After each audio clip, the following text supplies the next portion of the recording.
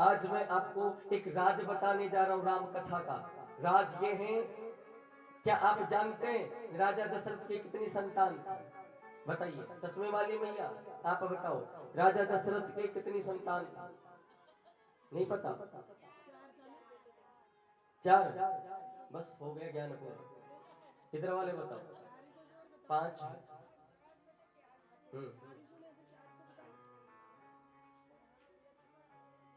महर्षि वाल्मीकि रामायण के अंदर जो पूरी संस्कृत में लिखी हुई है, महर्षि वाल्मीकि रामायण के अंदर, हाँ किसके अंदर? रामचरितमानस के अंदर नहीं, महर्षि वाल्मीकि जी की रामायण के अंदर भगवान राम के एक बहन भी है, भगनी भी है। सुशांतायाम भगनीशो भद्रीत रमणीया, अर्थात भद्र क्रिया से उत्पन्न एक भगवान राम की बहन है जिसका नाम है शांता। क्या नाम है? शांता। और शांता का विवाह श्रृंगी ऋषि के साथ में हुआ था। श्रृंगी ऋषि राजा दशरथ के जवाई लगते हैं, हाँ। और जब तक इनको वरदान है अपनी जवाई को बुलाकर यज्ञ नहीं करवाएंगे तब तक इनके संतान नहीं होगी। तब श्रृंगी ऋषि को बुलाया गया है। ये राज है शास्त्रों का, प्रेम से बोलना पड़ेगा, हाँ जोर से बोलना। भक्तों, यज्ञ भगवान प्रकट हुए, चरु दिया और आधा भाग ले जाकर के राजा दशरथ ने कौशल्या को दे दिया और आधे भाग में से उभय भाग आधे करके ना, आधे भाग में से देवी सुमित्रा और कैकेयी को दे दिया। हाँ। लेकिन सुमित्रा जी के 2 पुत्रों का जन्म हुआ है। क्यों? क्या कारण है? सुमित्रा ने माता कौशल्या से खीर और ले ली। क्या ले ली? खीर। नृप सो हाथ धरी, लिख रखा है रामचरितमानस में।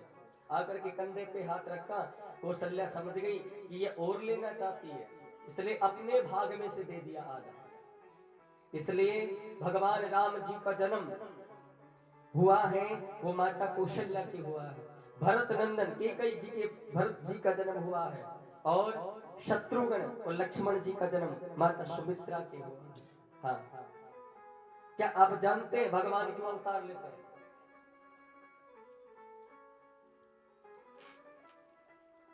खैर कोई नहीं, भाई जितना सीखा है उतना तो बताएंगे।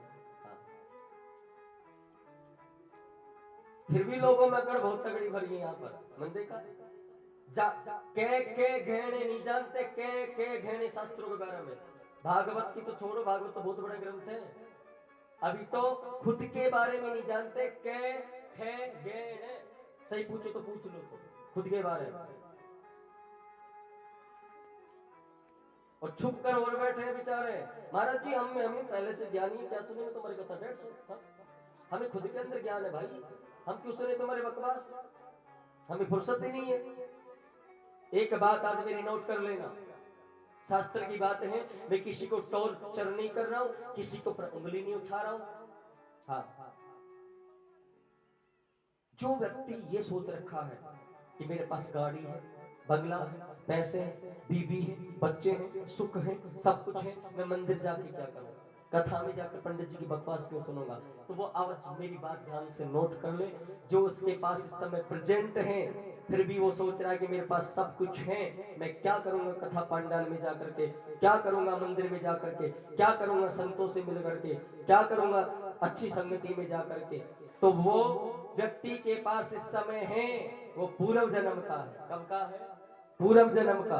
और इस जन्म में उस पूर्व जन्म की चीज का मद कर लिया कि मैं क्या करूंगा कथा में जाकर के, क्या करूंगा मंदिर जाके, तो अगले जन्म में सड़क पर कटोरा लेकर तैयार खड़े हो जाओ, कोई दिक्कत नहीं है। प्रेम से बोलना पड़ेगा, जोर से।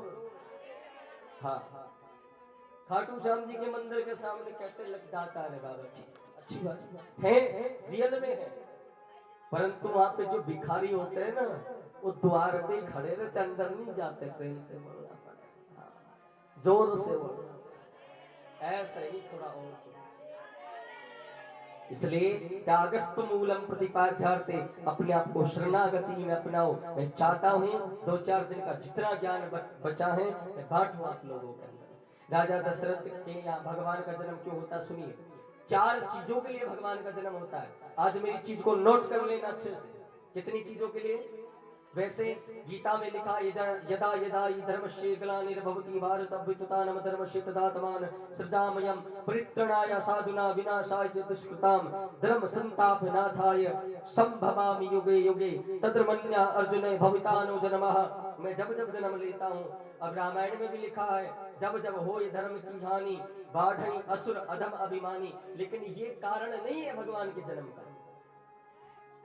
भगवान के जन्म का कारण है 4 चीजों पर अत्याचार होना।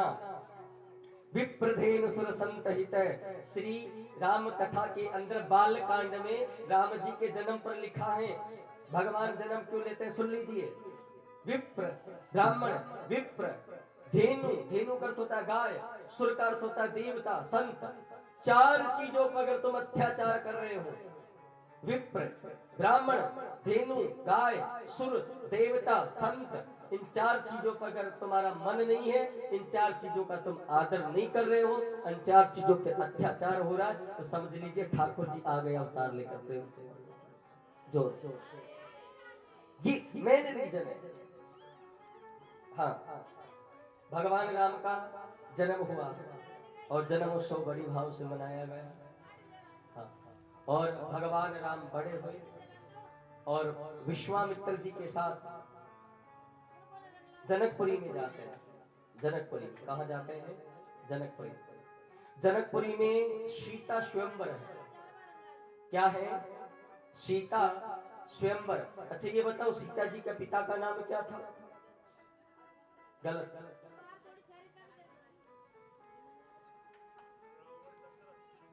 सीता के पिता है रावण।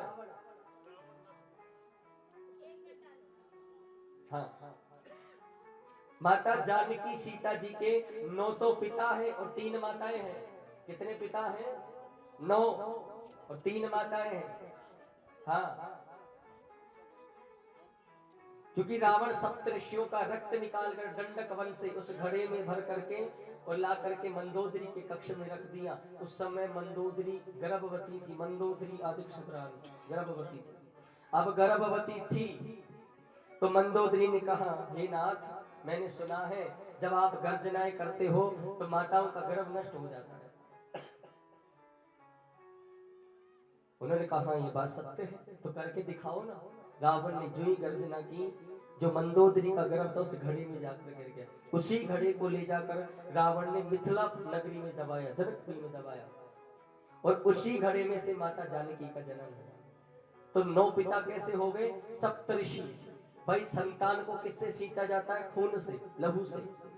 तो सप्तऋषियों का तो खून हो गया। 7 पिता, एक राजा जनक 8, एक रावण 9, 3 माताएं कौन सी? एक मंदोदरी। गर्भ किसका था? मंदोदरी का। एक दूसरा पृथ्वी माता जिसमें उसने जन्म लिया है, और पालने पोसने वाली राजा जनक की पत्नी माता मेनका जिसने उनको पाला है। 3 माताएं, 9 पिता है। नोट कर लो, दिमाग में बैठा लो, दोबारा सुनने को नहीं मिलेंगे, प्रेम से बोलना पड़ेगा। हाँ, टीवी सीरियलों की बात नहीं है।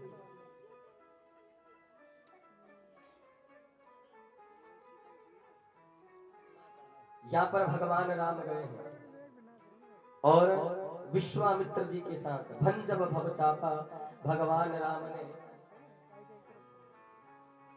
शिव धनुष को तोड़ा और जानकी के साथ विवाह किया। अब राजा जनक कह रहे हैं, अच्छा कन्यादान कौन कौन लाए? कन्यादान लाए तो दे दीजिए, छड़ा दीजिए भगवान के यहाँ संकल्प माना।